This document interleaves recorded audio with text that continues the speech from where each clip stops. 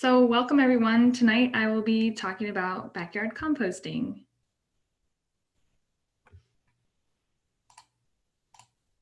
So what is compost? Compost is a dark, crumbly, earthy smelling material that results from the decomposition of organic materials. It's a biological process that happens naturally and continuously in forests, and this is nature's recycling function. Composting has many benefits. It reduces the need for synthetic fertilizers by providing nutrients to plants as a slow-release organic fertilizer.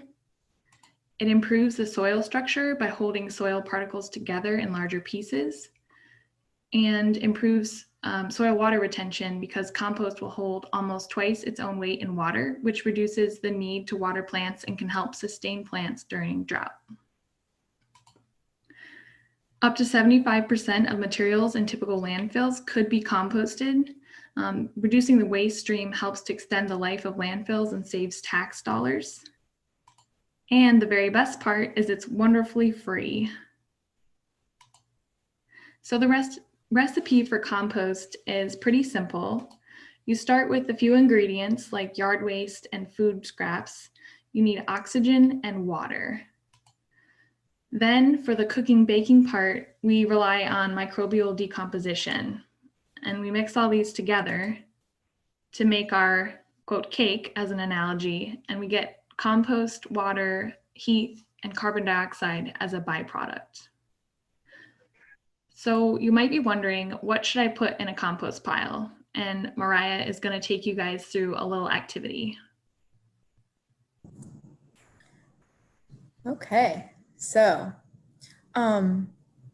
Nicole, when would you like to do the poll? Oh yeah, Jackie, could you do the poll first?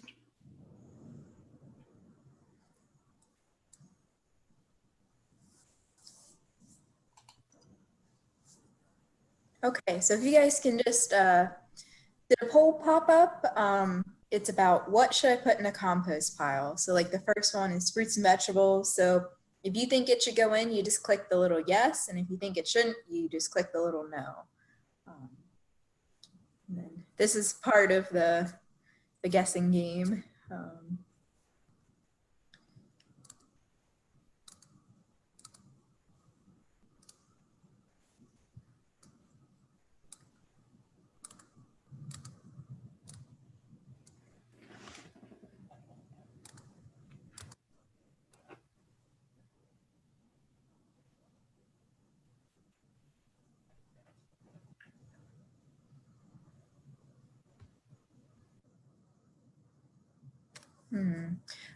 Barbara, did you answer all of the questions? I know I did the poll and it wouldn't let me click submit until I answered all of the questions. You may have to scroll down. That too.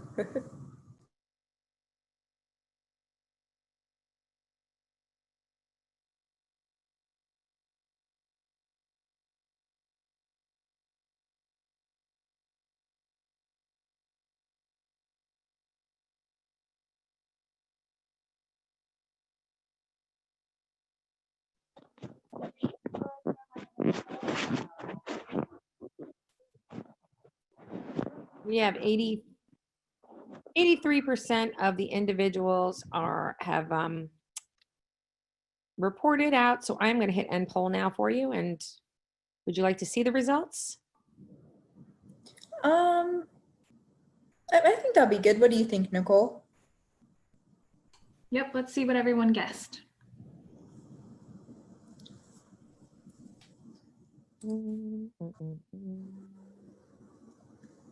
Looks like there's a little controversy on the fish scraps. And farm animal manure. Yes.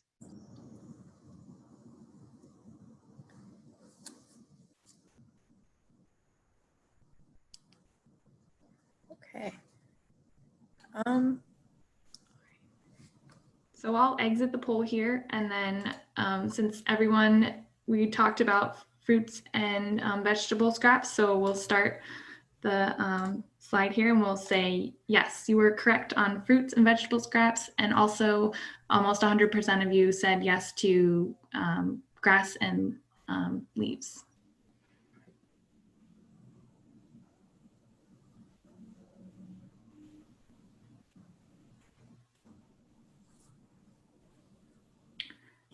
So the next question on there was fish scraps. So Mariah can take it away and let us know where those go. So fish scraps are a no-no for the compost. They can be smelly and they can also attract animals. Like one time my dad, we had a vegetable garden. He was like, let's try putting some old fish scraps in the garden. And we tried putting some in our compost pile and we put it like kind of at the bottom because like, okay, we really got to cover this up so it doesn't smell and all of that, but it would still smell.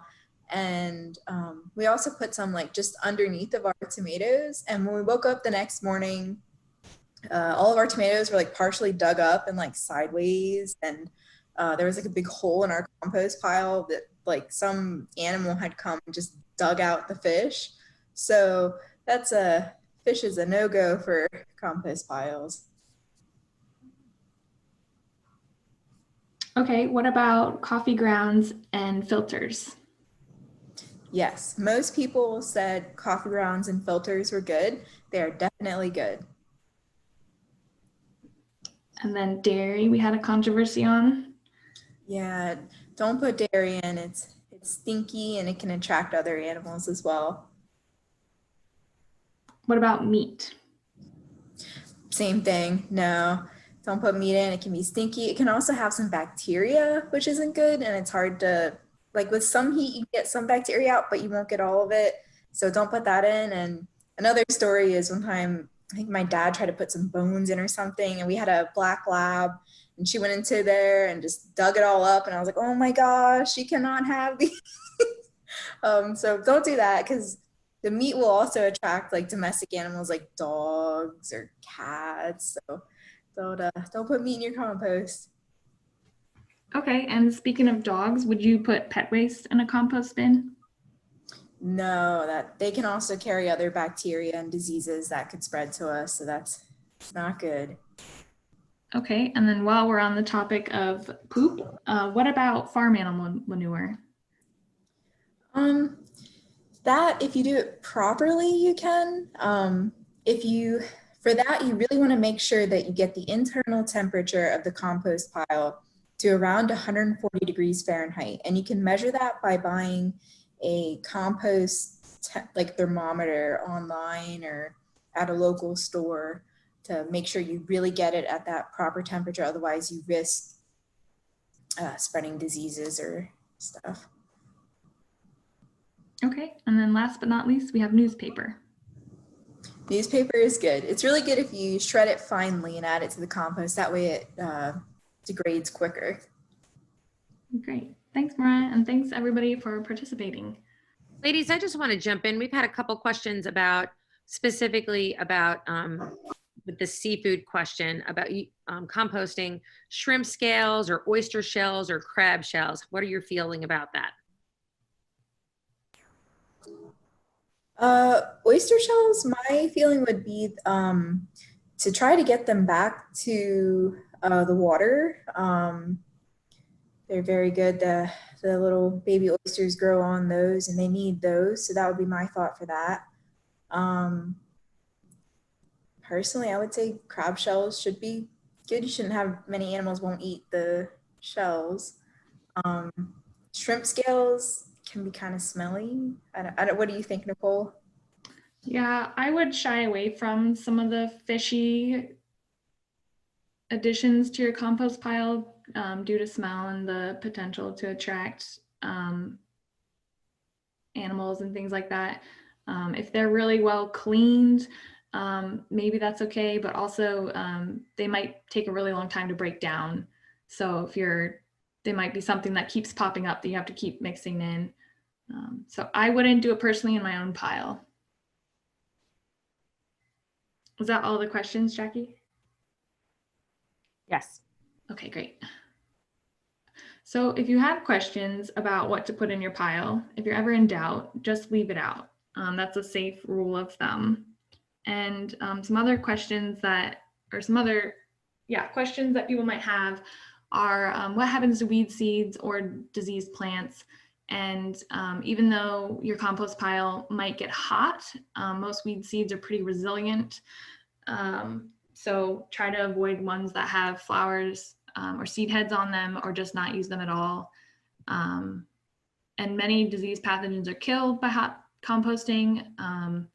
And there are some thoughts that having a little bit of disease material in your pile can help build resistance, but I'm not super familiar with that. But again, if you're ever in doubt, just leave it out of your pile.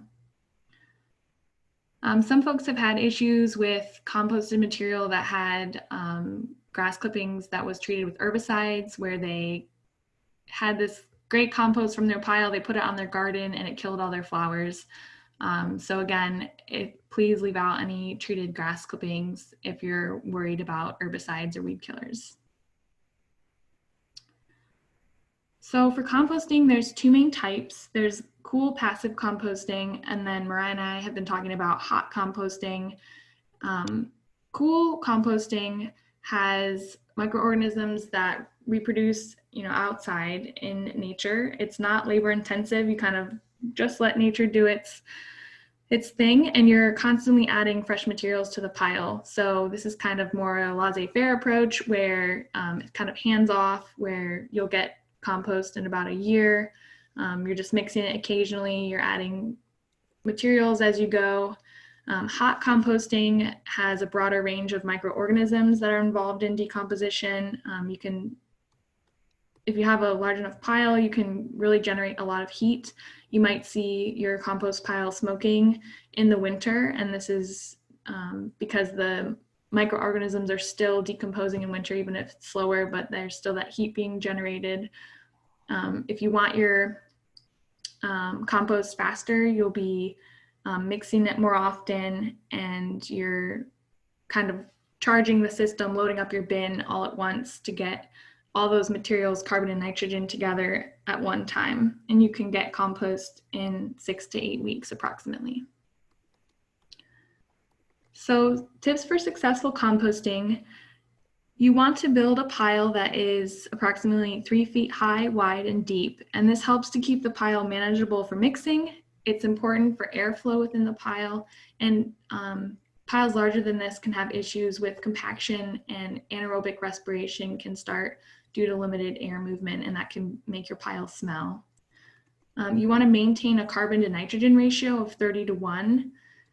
But on average, this can be achieved if you add equal amounts of green and brown materials by weight. And I'll be using these terms throughout the rest of the presentation. Brown materials are high in carbon, low in moisture, and are slow to break down. So these are things like paper and sawdust and things like that. Green materials are high in nitrogen and moisture and low in carbon. So these are things like your kitchen scraps and garden materials. So I've also included some examples of nitrogen-rich materials and their ratios, and you can see that paper is much higher in carbon than vegetable scraps, and not all materials have the same ratio. So you can get really mathematic about it and look up what the composition is of these different materials, or you can just go to the rule of thumb for adding equal amounts by weight, and that works too.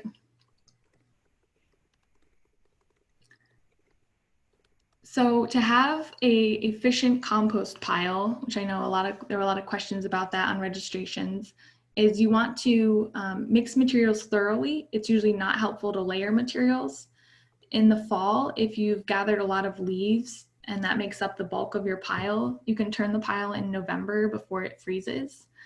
You don't want to turn your pile in the winter, because this allows any heat that's generated to escape, and can slow decomposition, which is already slow due to the cooler temperatures. Mariah mentioned shredding the newspaper. This also works for branches and woody materials. So you want to chip them into smaller pieces so that there's a larger surface area for the microbes to interact with. And then when you're adding kitchen scraps, it's really helpful to mix in a dry, high carbon material such as leaves. So you kind of balance out, you just do it at the same time, get them all in there together. And then to speed up the process, you can add an extra nitrogen source when you turn it. So things like cottonseed meal. You want to keep your pile moist for efficient composting. So this is moist but not soggy.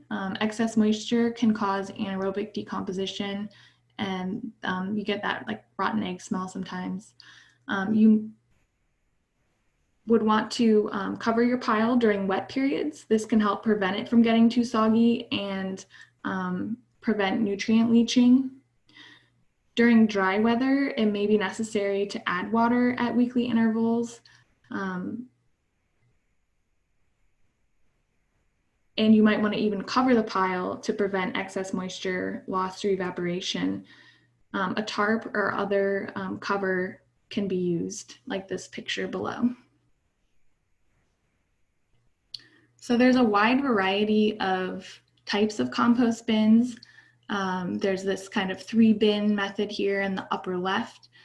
You can kind of stage different piles and add materials to one and then keep mixing it and kind of letting it rest and decomposing while you add materials to another pile and kind of keep mixing it as you move it down into different bins. This is helpful if you have a lot of materials that you're kind of adding to throughout the year, and it helps keep it organized so you know what you're adding, what bit compost pile is kind of active and which one's kind of resting for decomposition. So there's a wide variety of material choices. So you can use pallet wood, but we don't recommend anything that's been pressure treated because that can leach into your compost. You can use chicken wire like this image here on the upper right-hand side, where you can layer leaves, and Extension has a really great instruction sheet and material list on how to build a wire bin. You can also get fancy plastic ones with lids. If you're worried about animals or things like that, having a more contained container, I guess, is can help with that.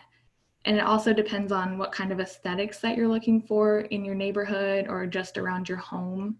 But you can do something as basic as a pile with a tarp over it that you saw in the previous slide, or something that has 3 sides. But just keep in mind the amount of material that you'll think you'll have and the space that you have to have a bin, and then keep that 3 by 3 by 3 rule in mind for the size of your pile so that you have the most efficient pile. There's also a rotating drum here on the lower right-hand side. These can be really easy to mix because you turn them with a handle, but they can be challenging to get the right carbon and nitrogen ratio together all at once. They often need to be filled with material first and then rotated to mix as the material decomposes. Often these barrels are small and it can be difficult to get a sufficient volume to generate the heat needed for decomposition. Some of these bins have lids and some of them don't. As I mentioned on the previous slide, covering and uncovering your pile can help with moisture retention or management, but it's not required. Again, that's kind of just a preference on what type of look you would like your bin to have and the size and everything like that. So you can do it yourself pretty economically, or you can purchase a fancy one. It's really up to you. So how do you know when your compost is finished? It will smell pleasant and earthy. The texture will be moist and crumbly. Some people sift their compost to get it really fine and then put the larger pieces back in the pile to keep decomposing, and they just keep mixing it and then sifting it.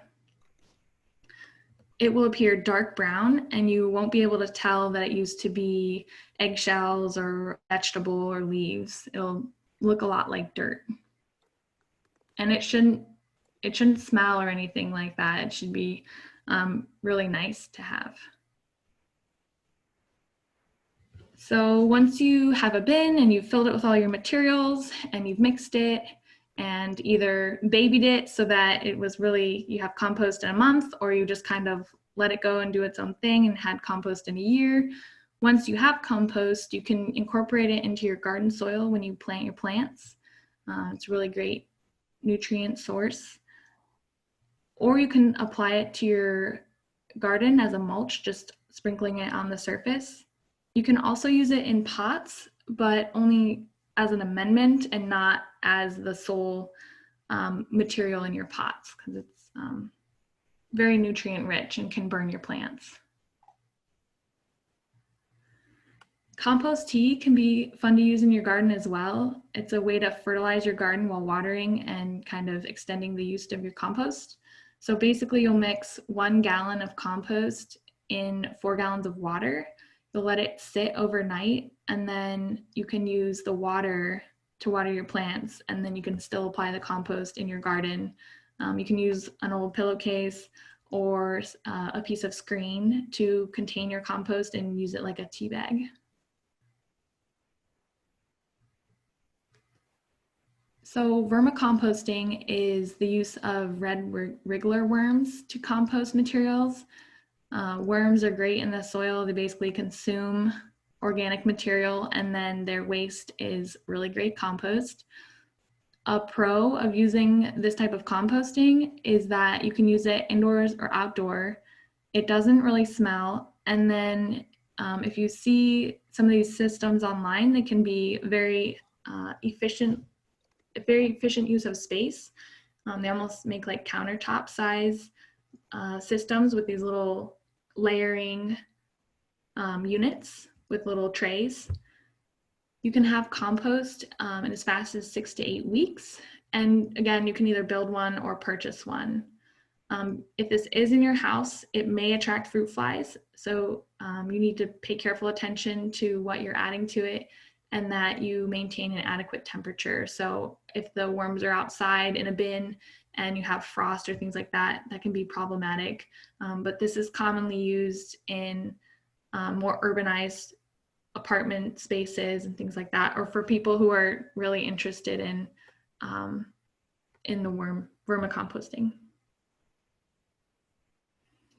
So if your compost pile smells bad, it could be because it has too much nitrogen or green materials. It could be too wet. So I mentioned airflow and anaerobic decomposition. So you might try adding more carbon or brown materials. So if you have a lot of kitchen scraps, adding shredded paper or leaves can be helpful. And then also turning the pile to aerate it. If your compost pile has a lot of flies on it, again, it might be because you have too many kitchen scraps. So you can just keep turning the pile without adding materials, and the flies will go away. For more gardening related information, Extension has a really robust home and garden information center. They have videos and fact sheets, and ask an expert button where you can send them your questions about insects, plant problems, composting questions. You can also contact your local extension office. So we advertise this webinar primarily in Calvert, Charles, and St. Mary's. So I've included the extension office information for those counties, but there is an office in every county in Maryland. So if you're calling in from a different county, then you can learn more on our website as well about the office in your county. So that was all I had, and I'm happy to take any questions. Mariah and I are here. So Nicole, there was a question about how often do you turn the pile? Okay. So really, but right before you answer that, I've also put up a poll. So if you don't have any questions or don't want to listen to any of the Q&A, we just have a really quick 5-question poll if you wouldn't mind taking that for us.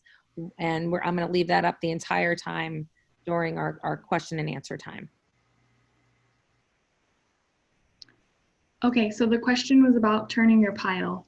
So you can do it weekly, you can do it monthly. It really depends on how hands-on you want to be and what materials you're adding to it. I don't know if Mariah has any more to add to that, but yeah, I know I turn mine probably monthly, and I just am more hands off with it. I have a new baby, so it's kind of like when I can get out there and do it. And yeah, or you can be very hands on and do it often. You'll get compost faster. Okay. Somebody has asked if you could go back to the slide about the cool passive and hot active composting. Sure. And while you're doing that, are the microbes naturally added or manually added like the worms? Okay, so the microbes are just in the environment already. A lot of bins don't have a bottom because you'll get microbes and worms and bugs and things like that. I've even seen slugs on my compost. They break down materials a lot too, and they will just move into your pile from the environment. Okay, and I'm trying to go back in slides here. No problem. What do you do with your compost bin during the winter months?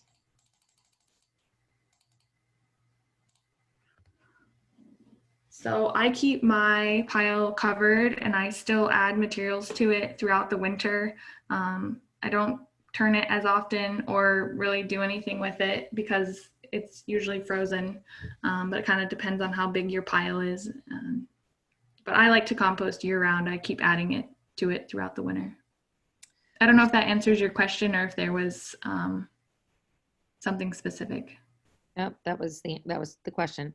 So another one, I have a 2-compartment small composter that I got on Amazon. It is attracting fruit flies. Is this a good thing, a bad thing, or just a normal thing? So it's pretty normal. If you have a lot of food scraps in it, they're probably attracted to that. And you can try, I don't think they're a great thing just because I think flies can be annoying, but they're not hurting anything. So if it's not bothering you, then it's okay. But if you also want to try to get towards a more efficient decomposition, you might try adding more carbon, more of your paper or leaves, some of your brown materials. So I have 2 similar questions. It is about the addition of bananas and thick orange peels, citrus peels that people have heard mixed things about using them. What are your feelings towards them? I have not heard anything about problems with adding citrus or banana peels. I think those are great things to add. If they're really thick, they might just take longer to break down. So if you're mixing your pile or sifting it out and you find larger pieces, you can just throw them back in to be composted again. You'll find that things like eggshells sometimes take a longer time to break down because they're high in calcium. And if you have larger woody materials or pieces, then those you'll sometimes have to keep putting back in. But they'll eventually decompose. Okay, next question. We had a compost started several years ago, never used it. Now it has a lot of ants. Should we just throw it away or add it to make a new compost? Okay, so I guess I'm not clear was it finished compost that wasn't used or? That would be my guess. If it was several years ago, it probably finished on its own. And I don't think there's anything wrong with it. It might not be as high in nutrients if it had if it got rained on, some of the nitrogen can leach out, and that's just natural. I wouldn't throw it away. I think it's just a natural material. I don't know if Mariah, if you have any thoughts on that. No, and I wonder if it got like dry, if it was uncovered or something in the summer and the ants went to that. I don't know. Yeah, I think the ants will go away. Hello, I'm the one that sent that chat, and we had it in one of those commercial container, not commercial, but like the black container that was shown on the slide. So it has been covered. So it's just like in the bottom, and we used a little bit of it in some of the flower gardens that I had this year, but I wasn't sure if we could add to that or if we should just throw it away. I would use it in your garden or use it just add it back to your pile. Yeah, it's not, I wouldn't throw it away. Okay, thank you. Sure. Let's see. Somebody has read that you can break down veggies, fruits and vegetables more quickly by blending them before adding it. It's time consuming, but is it worth the time? So they will break down more quickly if they're in smaller pieces. I guess the time consuming part is, I personally don't find it worth my time, but like I said, I'm more of a hands-off composter. It will eventually decompose. Even if veggies have a lot of water in them, so even if you throw a big chunk of watermelon in the compost pile, you'll notice pretty quickly that your pile it doesn't shrink, but they have a lot of water in them, so your pile will kind of collapse in on itself as it decomposes. So I don't think it's worth it, especially if I accidentally let a tub of blueberries get moldy in my fridge. I'm not going to put that in my blender and then put it in my compost pile. I'll just dump them in my compost pile. All right, we take our eggshells and dry them in the oven, then grind the shells. We then add it directly to the garden. Takes a while to get a good bit of it though. Would it just be better to add it to the compost?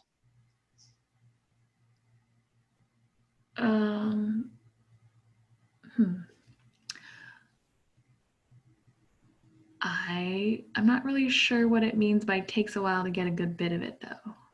Just you can still see them in your garden, or I think a good amount of eggshells. So I know people use eggshells in their gardens for calcium for tomato plants, and you really got to eat a lot of eggs.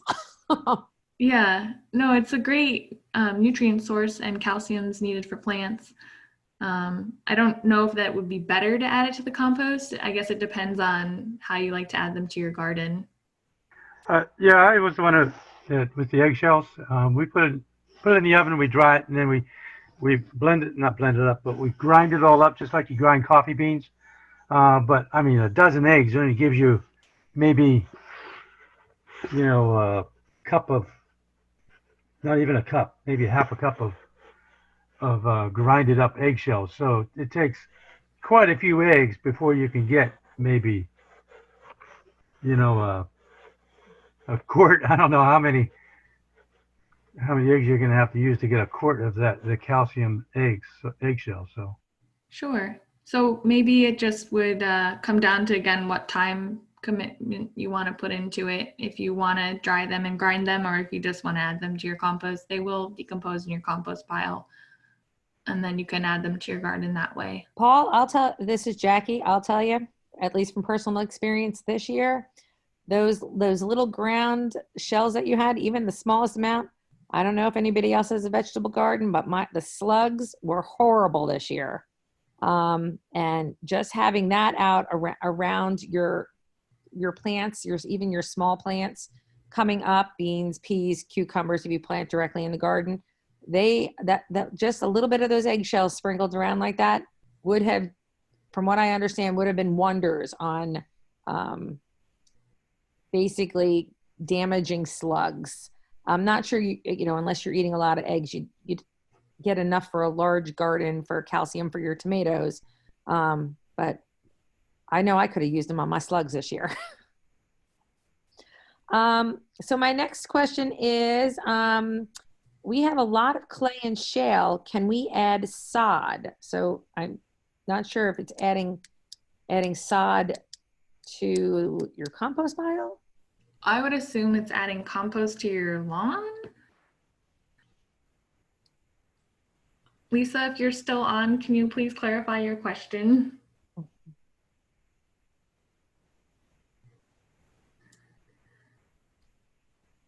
Should we add some worm castings to a newly established compost bin? You can, but it's not necessary.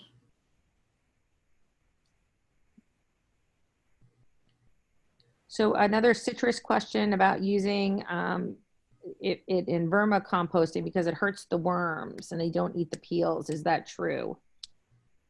I'm not as familiar with the vermicomposting. Do you have any thoughts on that, Mariah? Unfortunately, I do not. I'm also not very familiar with vermicomposting. Yeah, I've never tried it.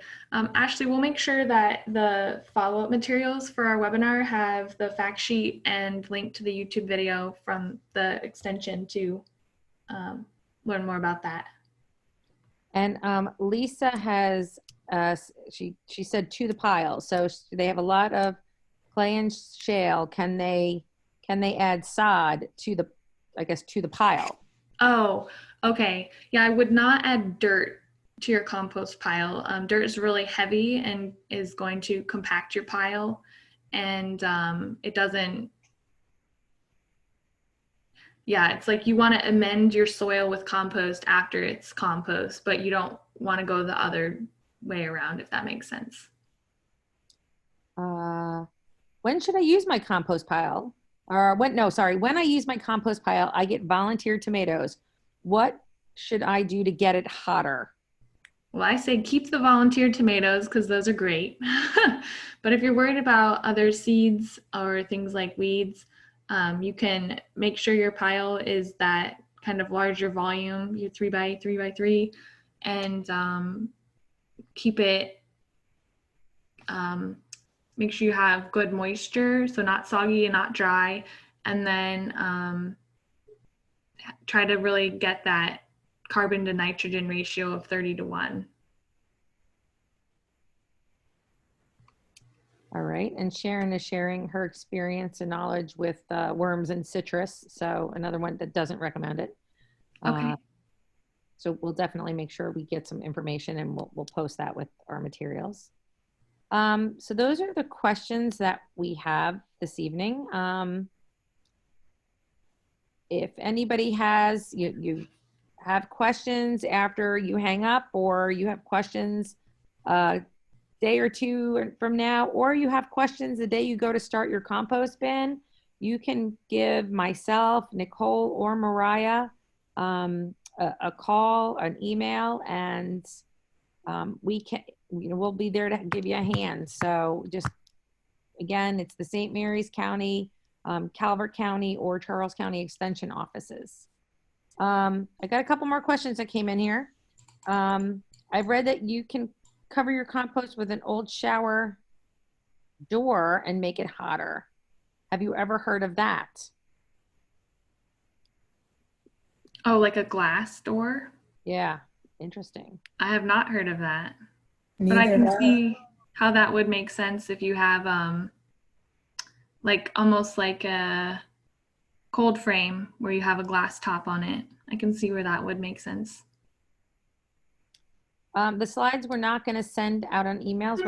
We're post to our extension site. So we'll send everybody an email with that link.